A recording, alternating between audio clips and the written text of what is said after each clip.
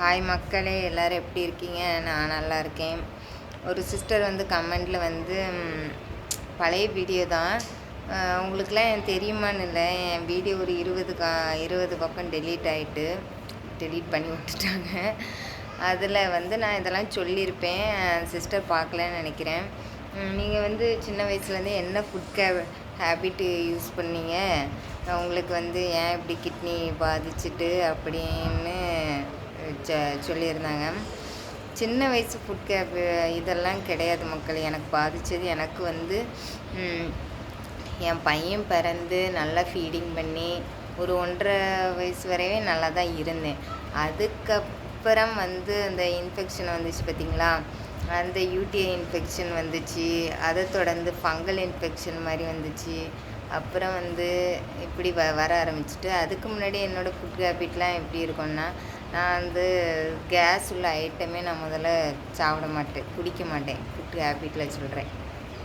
இந்த கூல்ட்ரிங்க்ஸ்லாம் குடித்தா இதாகும் அப்படின்னு சொல்கிறாங்க. நான் அந்த இதெல்லாம் குடித்ததில்லை. எனக்கு தெரிஞ்சு நான் கூல்ட்ரிங்க்ஸுன்னு குடிக்கிறது மாதம் மட்டும்தான், அதுவுமே எப்பயாச்சு.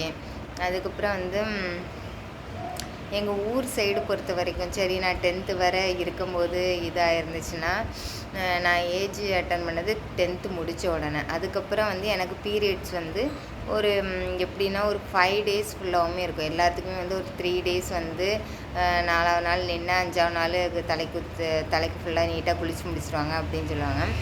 எனக்கு அப்படி கிடையாது. ஒரு 5 நாள் பக்கம் வரும், 6வது நாள் நின்றும், 7வது நாள் தலைக்கு குளித்து அப்படி தான் இருக்கும். அதுக்கும் நான் வந்து ஹாஸ்பிட்டலெல்லாம் போய் பார்த்தேன். அப்போ வந்து எங்கள் அத்தை தான் சென்னையில் தான் எனக்கு பார்த்து விட்டாங்க. அப்போது வந்து நான் அந்த ஸ்கேன் இதையும் வச்சுருக்கேன். அப்போ வந்து போய் ஸ்கேன்லாம் பார்க்கும்போது கர்ப்பப்பை தான் ஸ்கேன் பண்ணியிருந்தேன். அப்போ எல்லாமே நார்மலாக தான் இருந்துச்சு. ஸ்கேனு நான் அநியாய ஸ்கேன் எடுத்திருக்கேன் மக்களே. அப்போ எல்லாமே நார்மலாக இருந்துச்சு. என்னோடய கிட்னி சைஸ் அப்போ வந்து 10 இதில் தான் இருந்துச்சு. அந்த அந்த 10th முடித்து அதான்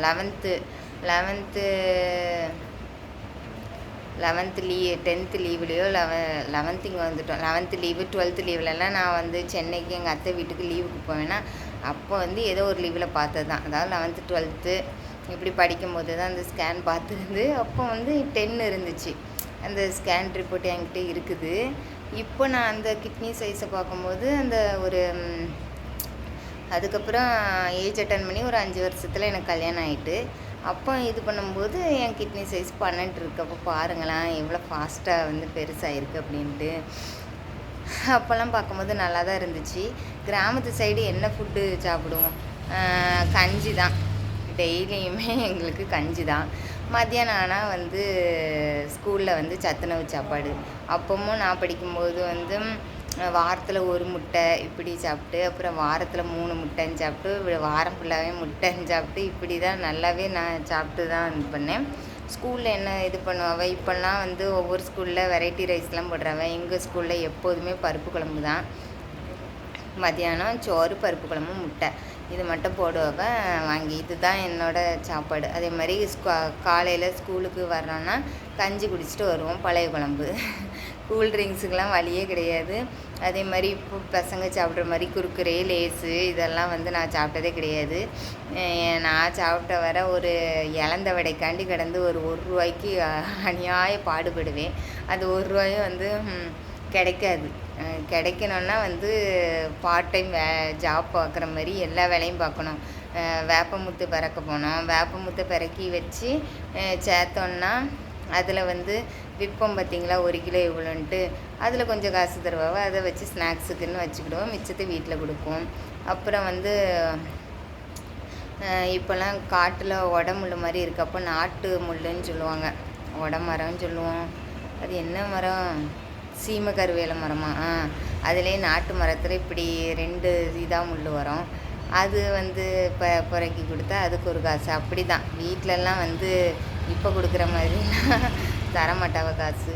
அதில் தான் ஸ்நாக்ஸுன்னா இது. அப்புறம் வாரத்தில் எங்கள் அம்மா சந்தைக்கு போனால் சுசியன்னு சொல்லுவோம், உள்ள சிறு பேர் வெளியே அந்த மைதா மாவு பண்ணுற மாதிரி இருக்கும் பார்த்திங்களா, அதுவும் சமோசாவும் வாங்கிட்டு வருவாங்க வாரத்தில் 1 நாள் வெள்ளிக்கிழமை சந்தைக்கு போனால். இது தான் நான் 10th முன்னாடி படிக்கிற வரை. அப்புறம் வாரம் ஃபுல்லாகவுமே எங்கள் வீட்டில் பருப்பு குழம்பு, வெறும் குழம்பு, கருவாட்டு குழம்பு, மீன் குழம்பு இது மட்டும்தான். நாங்களாம் சிக்கன்லாம் வருஷத்துக்கு ஒரு தடவை இப்படி தான் பார்த்துருக்கோம். மட்டனை சுத்தம் வருஷத்தில் ஒரு நாள் கிடா வெட்டும் போது அந்த மட்டன் சாப்பாடு தான், அவ்வளோதான். அந்த சிக்கன் மட்டன் சாப்பிடாதனால தான் என்னால் வந்து 10th படிக்கிற வரையுமே நான் ஒருவேளை ஏஜ் அட்டன் பண்ணலன்னு நினைக்கிறேன் மக்களே. ஆனால் அதை நான் ரொம்ப சந்தோஷமாக தான் நினச்சிக்கிட்றேன். ஏன்னா ஏஜ் அட்டன் பண்ணதுக்கப்புறம் உள்ள வலியும் வேதனையும் என்னால் தாங்கிக்கவே முடியலை. ஒவ்வொருத்தங்க எப்படியே தெரில, என்னால் தாங்க முடியல மக்களே. இடுப்பு வலி அந்த அளவுக்கு வலிக்கும். அப்புறம் வந்து அட்டன் பண்ண புதுசில் எப்படி இருக்கணும்னு கூட தெரியாமல் ட்ரெஸ்ஸு ஃபுல்லாக ஆக்கிட்டு கூட தெரிஞ்சிருக்கேன். அதனால் வந்து நான் ப்ரே பண்ணிக்கிறதே என் பிள்ளை வந்து லேட்டாக தான் அட்டன் ஆகணும். ஓரளவு ஒரு 10th படிக்கும்போது எல்லாத்துக்கும் மெச்சூர்டு வந்துடும். அந்த வயசில் ஆனால் ஒரு 15 வயசில் ஆனால் போதுங்கிற மாதிரி தான் இருக்குது. ஆனால் இப்போ உள்ள பிள்ளைகள் எல்லாம் 10 வயசு 11 வயசுல ஆயிடுது. அதுவே எனக்கு பயமாக இருக்குது. நாங்கள் ஒரு வேளை இந்த ஹீட் ஐட்டம் இதெல்லாம் சாப்பிட்றதுனால பசங்க சீக்கிரமாக வர்றாங்களா அதுன்னு எனக்கு தெரியல. ஆனால் நாங்கள் வந்து அப்படி சாப்பிட்டது இல்லை. அதனால் நான் வந்து 15 வயசாச்சு. என் தங்கச்சிலாம் 13 14 வயசில் தான் வந்தாங்க. இப்படி தான் எங்கள் வீட்டில் எல்லாருமே வந்தோம்.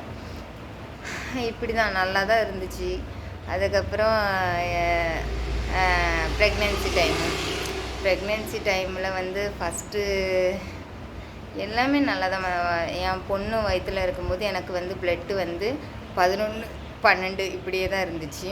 ஆனால் என் பையனுக்கு தான் வந்து பிளட்டு ரொம்பவே கம்மியாயிட்டு. இங்கே நான் 8 மாதம் வரை கர்நாடகாவில் மங்களூரில் தான் இருந்தேன்.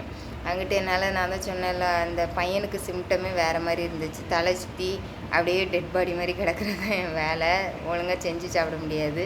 அதனால் நான் என்ன பண்ணுவேன்னா, ஒழுங்காக நல்லா சத்துள்ள காய் எதுவுமே சாப்பிடாமல் இருந்து இங்கிட்டு வந்ததுக்கப்புறம் இந்த கவர்மெண்ட் நர்ஸ் இருக்காங்க பார்த்தீங்களா, அவங்க டெஸ்ட் எடுத்து பார்த்ததில் ஃபஸ்ட்டு 9 தான் இருந்துச்சு. அது எனக்கு திட்டு விழும். நீ இப்படியே பிளட்டை வந்து ஏற்றாமல் வச்சுட்டான்னா நான் வந்து ஹாஸ்பிட்டல் கூப்பிட்டு போய் ரத்த ஊசி தான் போடணும் அப்படின்னு. நான் ரத்த ஊசினோன்னா பயந்துட்டேன். அந்த நேரத்தில் எனக்கு ரத்த ஊசினா என்னன்னு தெரியாது. ஒருவேளை ரத்தத்தை தான் ஊசி வழியே ஏற்றவோ போல் அப்படி சொல்கிறாங்களேன்ட்டு பயந்து என் ஹஸ்பண்டு வந்து என்ன இந்த அத்திப்பழம் அப்புறம் நட்ஸ் எல்லாத்தையும் வாங்கிட்டு வந்து, முக்கியமாக அந்த அத்திப்பழமும் கருப்பு திராட்சையும் தான் வந்து இது பண்ணி சாப்பிட்டேன். ஆனால் டெலிவரி அப்போ எனக்கு கரெக்டாக ரத்தம் கரெக்ட் பாயிண்ட்டுக்கு வந்துட்டு 12 இந்த மாதிரி வந்துட்டு அந்த ஒரு மாதத்தில் தான் பிளட்டை ஏற்றினேன். 8வது மாதம் முடியும் போது நான் மங்களூர்லேருந்து இங்கே வந்து டெஸ்ட் எடுக்கும்போது பிளட்டு 9 தான் இருக்குது. இப்படி இருந்தால் ஒன்றும் பண்ண முடியாதுன்னு சொன்னோன்னே பிளட்டு ஏறிட்டு. அதுக்கப்புறம் நான் பண்ண ஒரே மிஸ்டேக் வந்து டெலிவரிக்கு அப்புறம் வந்து டேப்லெட்லாம் போட சொல்லுவாங்க பார்த்தீங்களா, அதெல்லாம் நான் போடவே இல்லை. அது ஃபஸ்ட்டு டெலிவரிக்குமே போடலை, செகண்ட் டெலிவரிக்கும் போடலை. ஆனால் டாக்டர் ஒரு 3 மாதத்துக்கு போட சொன்னாங்க. இப்போ மோஸ்ட்லி நிறைய லேடிஸ் வந்து இதை பண்ண மாட்டாங்க, ஆனால் கண்டிப்பாக போடணும். அதுக்கப்புறம் வந்து பிளட்டு கண்டிப்பாக செக் பண்ணிக்கணும் மக்களே. நம்ம ஃபீடிங்லாம் ஸ்டாப் பண்ணும்போது வந்து ஒரு பிளட் டெஸ்ட் எடுக்கிறது வந்து நல்லது தான். ஏன்னா நம்மளோட ஃபீட் பண்ணுறதே நம்மளோட ரத்தம் தான் மில்காக ப்ரொடியூஸ் ஆகும். அப்போ வந்து எவ்வளோ நம்ம ஃபீட் ஸ்டாப் பண்ணும்போது நான் அதுவும் செக் பண்ணலை. ஃபீடிங் வந்து நான் வந்து என் பையனுக்கெலாம் 1.25 வயசு வரை ஃபீட் பண்ணிட்டு தான் இருந்தேன். அதுக்கப்புறம் தான் எனக்கு வந்து வேணாம் இது பிளட்டு வந்து திடீர்னு தான், எந்த சிம்டமுமே எனக்கு தெரியல. திடீர்னு வந்து யூரினில் வந்து பிளட்டாக போக ஆரம்பிச்சிச்சு. அது ஒரு 3 நாள் தொடர்ந்து போச்சு. நான் அப்போ போகலை. அதுக்கப்புறம் ஹாஸ்பிட்டல் போனேன். எல்லாமே சிடி ஸ்கேன் வர ஒரு அண்ணா கூட நான் ஸ்கேன் ரிப்போர்ட் போடும்போது இது எந்த ஹாஸ்பிட்டலு இப்படிலாம் கிட்னி வந்து ஃபெயிலியர் ஆனால் தான் இப்படி இதாகுமா, இல்லைனா மிஸ்டேக் இருந்தால் தான் இப்படி எப்படியோ கமெண்ட் போட்டிருந்தாங்க மக்களே. ஆனால் வந்து எனக்கு அந்த ரெட் கலரில் போகும்போது வந்து அந்த யூரின் ரிப்போர்ட் இருக்குது பார்த்திங்களா, அதில் வந்து பாக்டீரியா ஃபியூ ஆல்புமின் ப்ளஸ் ஒரே ஒரு ப்ளஸ் போட்டிருந்து. இந்த 2 நான் கவனிக்கவில்லை பார்த்துக்கோங்க. மற்றபடி சிடி ஸ்கேன் அந்த ஸ்கேன் இந்த ஸ்கேன் அம்புட்டு ஸ்கேனையும் எடுத்து 2 ஹாஸ்பிட்டலில் எடுத்தேன். ஒரு ஹாஸ்பிட்டலில் சிடி ஸ்கேனு, அந்த அப்டாமல் ஸ்கேனு, அப்புறம் மாதிரி கிட்னியை மட்டும் ஒரு ஸ்கேனு, 3 ஸ்கேன் எடுத்திருந்தேன். மறுபடியும் கிட்னி டாக்டரை போய் பார்க்கும்போது அவர் வந்து கிட்னி ஸ்கேனு வந்து 2 டைம் எடுத்தார். ஏன்னா 1 வாரத்துக்கு முன்னாடி போய் எடுக்கும்போது நல்லா தான் இருந்துச்சு அந்த கிட்னி.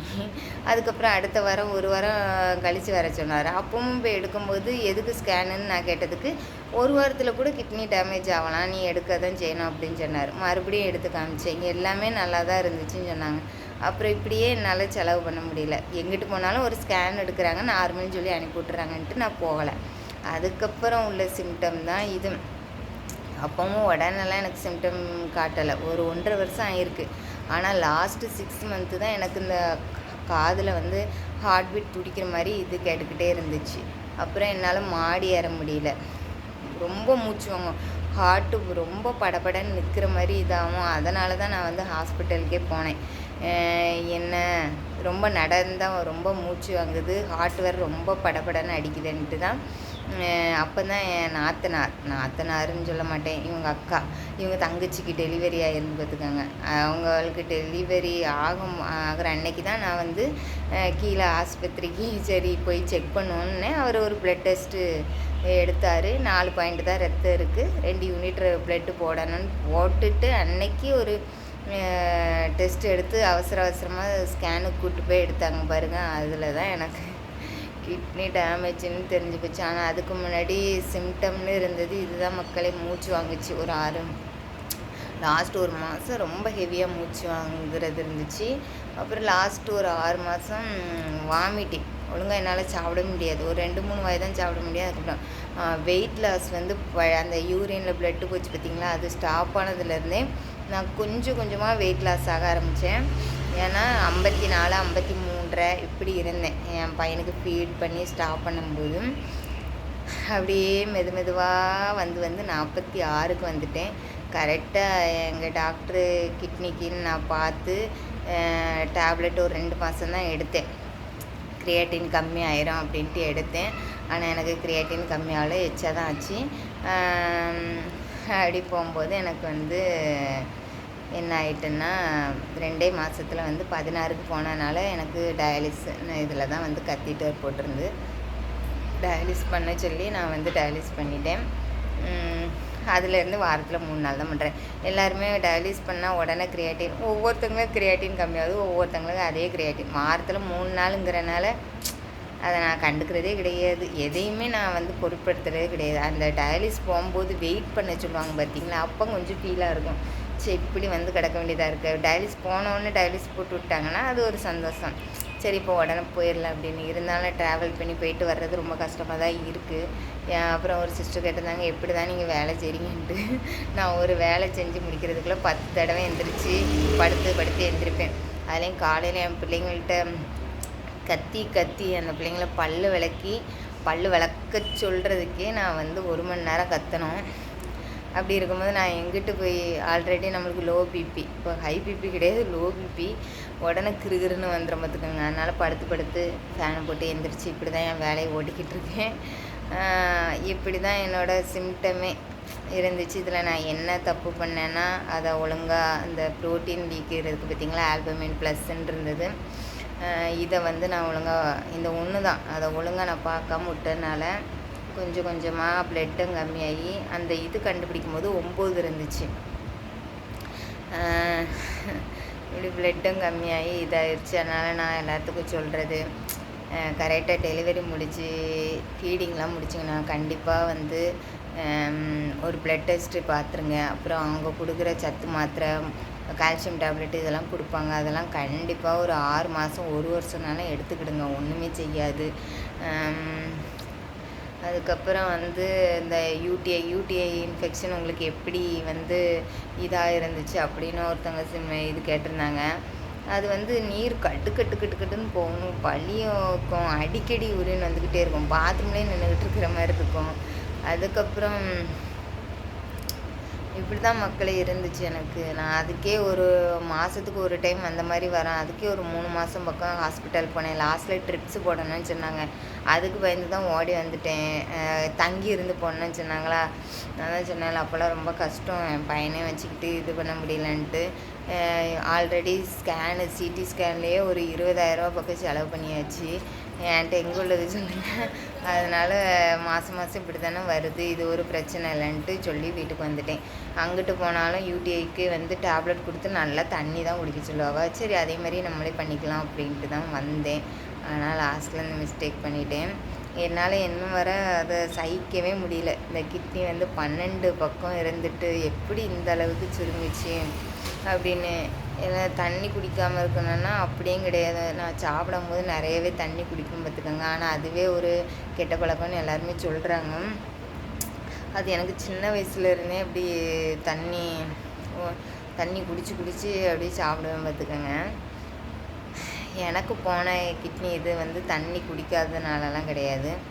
எனக்கு வந்து இந்த இன்ஃபெக்ஷனால் இந்த புரோட்டீன் லீக்கேஜ் அதையும் ஒழுங்காக இது பண்ணாமல் இருந்ததுனால. புரோட்டீன்னா ஆல்புமினும் ஒரு புரோட்டீனில் ஒரு வகை தான்.